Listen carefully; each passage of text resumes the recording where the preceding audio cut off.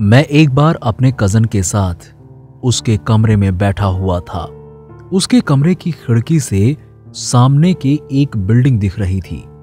रात के लगभग 7 बज रहे थे और हमें सामने वाली बिल्डिंग में एक कमरे का पर्दा खुला हुआ दिखा। जिज्ञासु होने के कारण मैं अपने कज़न के कमरे की खिड़की के और पास गया। वहां से मुझे एक लड़की दिखी। उसका चेहरा उसके बालों से ढका हुआ था। मैंने जब अपने कज़न को इस बारे में बताया तो उसने मुझे दूसरे कमरे से दूरबीन लाने को कहा। दूरबीन से देखते ही उसके मुंह से चीख निकली।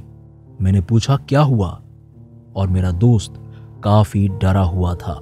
मैंने उससे दूरबीन लिया और जो मैंने देखा उसने तो मेरे होश उड़ा दिए। मुझे एक मरी हुई औरत दिखी। उसके गले से खून गिरते हुए उसके पीले कपड़ों पे भी खून के निशान थे और उसका शरीर झालर से लटक रहा था। मेरा कज़न काफी अनुभवी था और वो उस घर गया। वहां जाने से पहले हमने वहां के गार्ड्स को पूरी बात बताई। एक गार्ड मेरे कज़न के साथ उस कमरे में गया और एक गार्ड मेरे साथ मेरे कज़न के यहाँ आया। जब उसने दूरबीन से उस कमरे में देखा तो वो भी डर गया। उसने अपने दूसरे गार्ड को बताया और हम दौड़कर वापस वहीं आ रहे थे। रास्ते में मैंने पुलिस को भी फोन कर दिया था। जब पुलिस आई और उस दरवाजे को खोला तो देखा कि अंदर सारी चीजें बिखरी हुई थी।